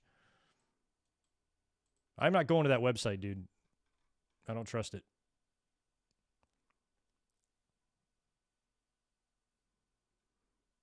Oh, no, Carlos, we're reviewing. We're reviewing Raw, not doing a watch-along. We're just going to review it. Although, that reminds me, I need you, since there's hopefully most of you are here, smash that thumbs up button for me. Jesus Christ, 52 likes. What is going on with this channel? Anyway, this week is going to be really weird on the channel because I have a couple of things that I'm not sure about. My schedule is not completely set yet. I'm not sure what's going on. So it's going to be a weird weekend. The biggest disappointment that I have for this weekend, I can't believe I'm saying this, but it's true. I have to miss In Your House. I'm not going to be able to watch it, and I'm not going to be able to review it. Just unavoidable things this weekend with work and family. I can't get out of it, so there is going to be no In Your House review. I'll watch the show as soon as I come home. I'll tweet about it and all that stuff, but I'm not going to be home to see it. And I can't remember the last time I actually had to miss like an actual pay-per-view. So no review on Sunday. This Saturday, there's not going to be a podcast either because I have to work. So what you're getting instead is you're going to get me, I'm going to figure it out here in the next day or two. You're either going to get me Thursday for a news brief stream where we just talk about whatever's going on in wrestling, news, ratings, whatever there is to talk about. You'll get me Thursday. Or if I can arrange it, I'm going to try to be home on Friday, and we're going to do a watch-along of Dynamite. Since it's a late-night Dynamite on TNT, I'm trying to arrange things to where I can be home on Friday. We'll do a watch-along of Dynamite, and then that'll kind of coincide with a SmackDown review because SmackDown comes on before. Then we'll come up here, watch Dynamite together. Then we'll talk about both shows. I'll jot down news, and we'll stay up here for a couple hours. And we'll talk about whatever we need to talk about. So it's not going to be so much a podcast as a hangout on Friday night. And that's what I'm hoping I can work out. If I can't finagle that and work out Friday, then I'm just going to have to come up here on Thursday, do a stream where we talk about wrestling news, maybe preview some pay-per-view cards, talk about In Your House, maybe even give you guys some predictions or whatever, but then that's going to be it, and then you won't hear from me again until 1 week from tonight for the Raw review again. So this week is a little weird. It's more important than ever to subscribe to this channel and make sure you follow me on Twitter so I can inform you guys what I'm going to wind up doing once I find that out. Hopefully tomorrow I'll know what my plan is, and I'll let you guys know one way or the other. But what I'm hoping to do is be here Friday night. I think that will be fun. AEW Dynamite watch along. I just have to see if I can arrange it. It's very rare. Usually I can kind of pick my own schedule and have, very much free reign to do whatever I want. But this week it's a little different. There are some things that I just simply can't get out of, and I've got responsibilities. So that's going to be the deal this weekend. So just stay tuned to my socials, and right here I'll put an announcement on YouTube as well once I figure out if you're getting the Thursday video or the Friday video. You're getting one or the other. I just don't know yet. Sorry about that. Life can be crazy. You all know how it is. Yeah, Victor, you're probably right because Triple H would have stayed face, I think, if Rikishi didn't flop because they just turned him face. It felt like a knee-jerk thing. They did something similar in the Invasion as well. I think they did something similar with Regal. Didn't Regal turn in a match or something on Raw? I think it might have been the match that got Austin the title back. I think it was on Raw in like 2001, and he had just kind of become a babyface because, by default because of the Invasion storyline, and then he turned and joined the Alliance, and I was like, oh, that sucks. I was just starting to get into William Regal as a babyface, and they went right back to it. But yeah, I think if Triple H or if Rikishi, if that wouldn't have been such a poor decision, that they might have tried to run with Triple H as a face for a little while because fans were starting to like him, and then into 2001, that great performance and outing he had with Austin at the pay-per-view, and then the two-man power trip, and it felt like even prior to his quad injury that they were setting something else. They were setting something up for these two guys to split and feud, you know what I mean? And it would have been interesting to see where Triple H landed in the Invasion stuff or whatever, but I think they would have kept him a babyface for sure. They had a very strange relationship, Austin and Triple H, because then when it was revealed that Triple H tried to have Austin murdered, Austin tried to then murder him. Then they tried to have a 3 stages of hell match where they murdered each other and sent each other straight to hell. And then they're friends. Just like that, right after WrestleMania. I love you, Triple H. I love you, Austin. Kiss, kiss. Here's Vince. What a weird world. Wrestling. Only here. Only here.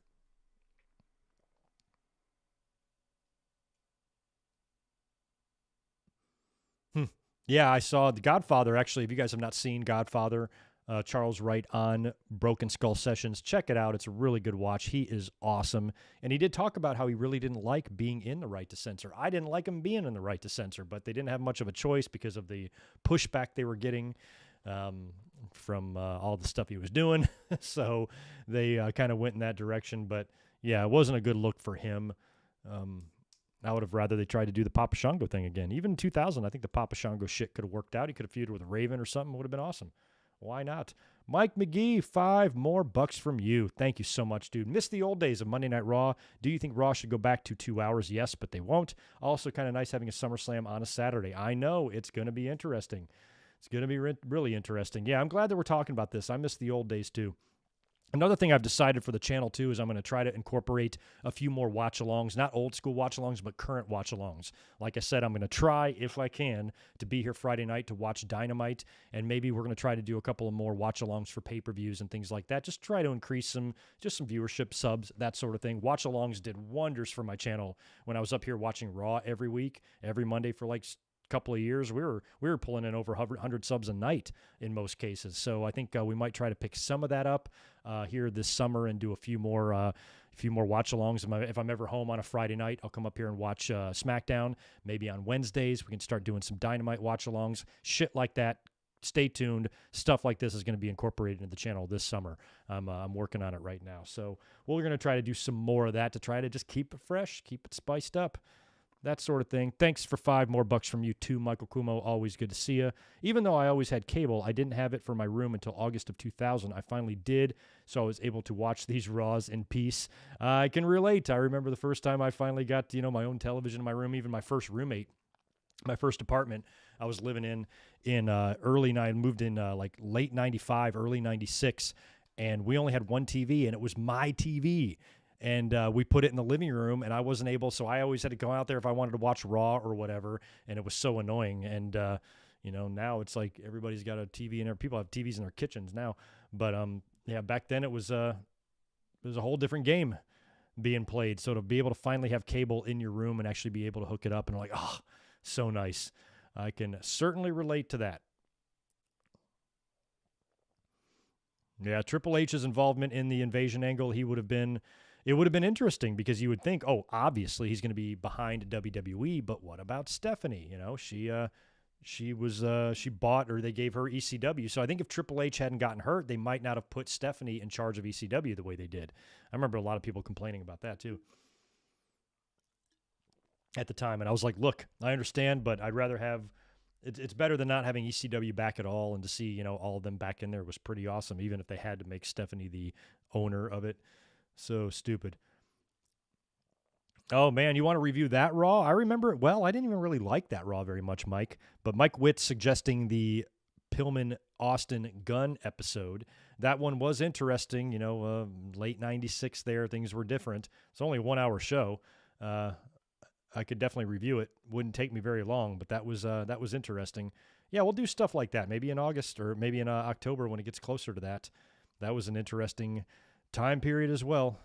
96. That was right after he beat up Pillman and he had the whole thing on his ankle, and then Brett would be coming back. And the previous pay-per-view was you put the letter S in front of Shitman or Hitman. You got my exact opinion of Bret Hart. Good stuff.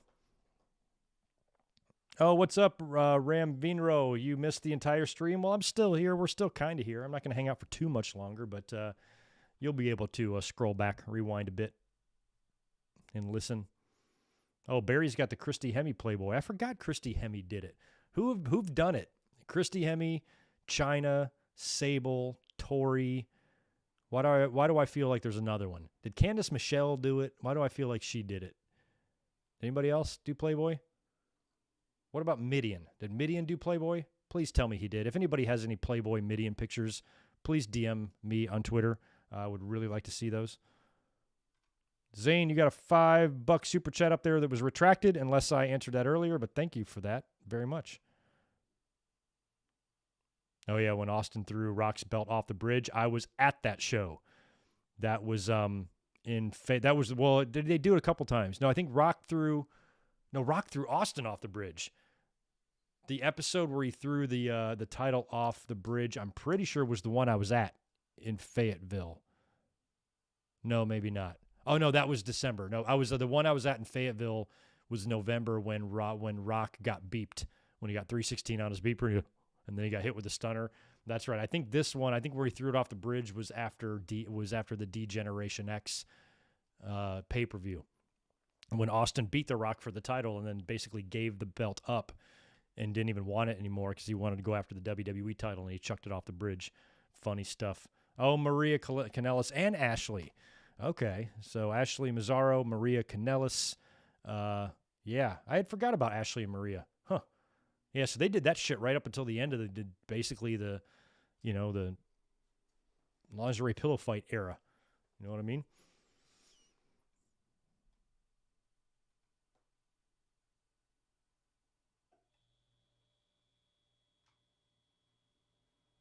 What was the best feud in Raw? In Raw is War? Yeah, Austin McMahon. Without Austin McMahon, we might be sitting here talking about a completely different thing. Who even knows what would happen without that? A review of Austin when Austin kidnapped McMahon. Yeah, we just talked about that. That's the one where he did the gun to his head, right? Now, it was interesting. I've told this story before, too, because this also has to do with shows that I was at. So Austin got fired at Judgment Day in like 98. And then that week, I had tickets to a house show. But they didn't, so I think he got fired on the Judgment Day. The next night on Raw was live. I can't remember what happened on that Raw. And then the next night on Tuesday, I think they taped a show, and that was the one you're talking about, and Austin got his contract back. But prior to that, I was at a house show after he got fired, and I remember thinking, I'm like, fuck, are they not going to put Austin on the house show? Because he got fired on pay-per-view. I was really concerned about that, but they made it clear that no, Austin wasn't going to be missing the show, and they basically played it off. They even mentioned it on TV that he was working live events because he still had contracted dates. So even though he was fired, he still had to show up for it. It was just such a flimsy excuse. I'm like, come on, that's bullshit. But I remember it was really bad timing for me because when he was fired on pay-per-view, I remember looking with my friends. I'm like, shit, we're going to the show on Friday or whatever night it was. I can't remember. We're like, is he going to be there? And he was. He wrestled. I don't remember who he wrestled. Then he wrestled Kane or something like that, but it was like they tried to play it off like it was because he was still contracted and the firing didn't take effect until his contracted dates were done, which is complete bullshit. But yeah, I remember that one too. And I think, could be wrong, I think that episode took place at Michigan State in East Lansing where the Spartans play basketball. I'm pretty sure that's the arena where McMahon pissed himself, I think. Best Raw feud, DX with versus the McMahons. Yeah, I don't have as many fond memories of that one as others do. Austin driving the Zamboni in. That was good. That was what night was that? Was that the night that, might have been the night after, that was at the Joe. The Zamboni coming in was at Joe Louis Arena. And so that must have been the night after Breakdown maybe when Austin screwed him. Is that what it was? Or when McMahon screwed him? What was weird about that, now that I think about it, is that my memory here, I'm hoping I'm right, is the Breakdown pay-per-view in 98, and Vince was just hell-bent on getting the belt away from Austin. He succeeded in that, grabbed the Smoking Skull belt, ran away, got into a limo, and gave Austin the finger on the way as the pay-per-view went off the air, right? The next night on Raw was the return, the triumphant, glorious return that made me so happy of the Winged Eagle title. I think they did a ceremony where McMahon was in the ring and he was going to present the belt to whoever he felt, because I think they double pinned Austin, I think is what it was. And maybe he was going to present the belt to whoever he thought he was going to win or whatever the fuck. And they had the Winged Eagle title in there. And I was like, thank God. Because I mean, the Smoking Skull belt wasn't bad, but I didn't really care about it. I didn't like it. And I hated the other one, the blue belt or the big eagle or the big blue, whatever they call it. They had that Winged Eagle in the ring. And I'm like, explain that to me. Why was that there? You know, and then the next month they would do, I think Austin had to be the referee, and then he didn't cooperate, and that's when he got fired, and that led to the tournament at Survivor Series. So they basically went 2 months without a world champion there. But that night on Raw, the Winged Eagle returned to Monday Night Raw after being gone for just one segment. Kind of weird. And I think that's when Austin drove the Zamboni in and attacked Vince, if my timeline is right here. I hope it is. Yeah, that's right. And that was the same night he broke their ankle, is it? Oh, yeah, it was, because he fired McMahon, or he fired Austin from the wheelchair up in the thing. And I remember that, too. If you remember that Judgment Day, this is how hot the crowd was. And I'll tell you what, man, I went to a lot of shows back in those days when Austin was at his hottest moment. And to make matters even worse, I'm going to shows in the deep fucking South where they're even crazier for Austin. I almost got trampled at a house show like a year later because I was in the front row and Austin was in the main event and everybody just bum rushed the fucking ringside. And it was just a madhouse. It felt like a riot. It was scary. got just a bunch of fucking toothless hillbillies screaming, Austin, Austin, Austin. You know, they don't care. They're fucking just kill you. Just animals, just run you right down. And it was freaky. So at this time, Austin was as over as he ever was. So if you notice at that Judgment Day pay-per-view, McMahon was like behind like a bulletproof, like plexiglass protective shield here because he was going to come out there and fire Austin. And for the crowd in the arena, you know, that ain't smartened up, this is kayfabe, is going to get pretty pissed off. And so he actually tried to protect himself, I think, because it was a very odd way the way he fired him. You know, when Hogan joined the NWO, Nash and Hall were just swatting the shit out of the air. You know, but Vince, he had to be put behind like protective shit because he knew he's about to fire Steve Austin, and that could literally incite a riot, and it almost did. I think Austin stunned some people at the end of the show and tried to send the fans home happy with the storyline. But I remember that visual of Vince being in the wheelchair. Screw you, Austin, you're fired, and he's behind that glass. Pretty hilarious. It's probably a smart move. You know what? Ken Shamrock would have looked great with the WWF title. That's who they should have made champion after Brett, you know, when they wanted to do the screw job thing. Is have Shamrock put him over. At least you've got like a credible UFC champion fighter. You know, if you're trying to match up rosters, our champion's tougher than yours, at least with Shamrock holding the belt, you know for a fact your champion's tougher than the champ on the other side. But they went with Shawn.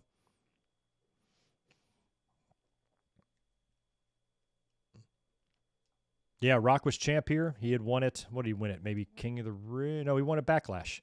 No, then he dropped it. Okay, so he won it Backlash. Then he dropped it in the Iron Man match. Must have won it back, I guess, King of the Ring, right? Yeah, he did. And then he would successfully defend it at Fully Loaded. Then at SummerSlam. Then at Unforgiven. And then would he drop it to Angle? After that, 2000. Yeah, he would. Shit. Then in October, the following month, he would actually drop the title to Angle. That's right. Do I like The Rock? Of course I like The Rock. Who doesn't like The Rock? I love The Rock. The Rock was the man back in the day. He was great. What's up, Comedic Genius? Appreciate the $2 from you, or the $3, excuse me. Been a minute. Hope you're doing great. I'm doing wonderful. I hope you're doing great as well. Thanks for being here as always. WWE Untold with the Nexus. Is that a suggestion, or is that something that's actually a thing? That would be pretty good. Somebody told me today is the 11-year anniversary, or 10, 11 or 10, must have been 10. Today's it must have been 11, because it happened in 2010. The anniversary of when Nexus stormed the ring and tore everything up. Is that correct? Somebody mentioned that in the very beginning of the stream. I think JJ did. Yeah, 11 years ago today, Nexus invaded Raw. So that would have been the segment where Daniel Bryan was fired, right? When he choked Justin Roberts and the whole deal. That was still a really good segment. Most agree. Yeah, Brett was open. I think Brett claimed here. He said I would have dropped the belt to Steve Austin or Steve Lombardi. He said in the biography last night, which I popped for. I'm like, all right, Brett, let's not get too crazy. I mean, would you have really dropped the belt to Steve Lombardi? I mean, that's what I would have done if I was Vince. I would have called Brett's bluff. I'm like, okay, fine. It's your choice, Brett. Steve Lombardi or Shawn Michaels. Because, I mean, part of Brett that cares about his character so much would at least have to think about that. I'm like, do I hate Shawn so much that I'm willing to get beat by a jobber? You know, or, you know, is it better, you know, at least if I lose to Shawn, it's Shawn. It's the greatest wrestler in the world. So, you know, when Brett says he would drop it to Steve Lombardi, that cracked me up. I'm like, would you have really, though? You know, if you could really put yourself in that situation, and Vince was like, all right, Steve Lombardi it is. Here's what we're going to do. It's going to be a double DQ or whatever, and then I'm going to come out and say, this match is not over. Shawn, since you didn't get the job done, I'm sending out a replacement, the Brooklyn Brawler, and then in he comes and beats Bret Hart for the title, and the Brooklyn Brawler closes out Survivor Series as WWE Champion. That would have been an interesting visual. Can't even imagine that. Yep, Mike, we're going to be talking about that in just a couple of weeks on one of these very Raw reviews. Probably 2 weeks from tonight, we'll be talking about the 10-year anniversary of the pipe bomb by CM Punk. I already got it written down in my notes. We'll be talking about it. I think last year I did a live stream of Money in the Bank 2011, I believe, last year. But yeah, we'll be talking about that whole crazy situation. The pipe bomb that still holds up, you know, to this day. That promo is pretty awesome. Am I bald because of Stone Cold? Yes. That motherfucker made me bald. Can you believe it? Yeah, like if you are a fan of his, you start going bald. I don't know if you knew that. It's science. It's it's hard to explain, but yeah, once you accept Stone Cold as your savior, your hair starts falling out. I don't know. I can't explain it. Yeah, Ramiz, unfortunately, that's the way it is.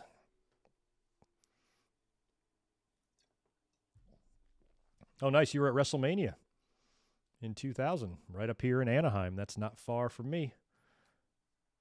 I was not at WrestleMania 12, but I've been in that building for a hockey game, and I have a WrestleMania 12 plaque. At the one in 2000 or the one in 1996, but they returned there for WrestleMania 2000, and it was not a good WrestleMania at all. One of the worst. I guess that's the WrestleMania I think that doesn't have a singles match on it, the entire card. How fucked up is that, man? It's WrestleMania. What a mess. But anyway, I think that is going to... Yes, Austin had long hair in WCW, but then he became a fan of himself. Hair fell out. That's what happens. But anyway, I think that's going to wrap it up for us tonight. Thank you for hanging out tonight, talking a little bit about Monday Night Raw and then reliving this really classic episode from the past. It was a lot of fun, and I appreciate it. So make sure you stay tuned to the channel. Subscribe if you are not yet already. Hit that like button on your way out the door, and make sure you follow me on Twitter. I'll be making an announcement here in the next day or so about what my plans are for this week. Like I said, you're either getting me Thursday or you're getting me Friday night for a stream. I'm just not sure which one yet, so stay tuned so you can find out which one it's going to be. I'll let y'all know real soon. But you guys have a great rest of your Monday evening. I appreciate you being here, and I'll catch you in just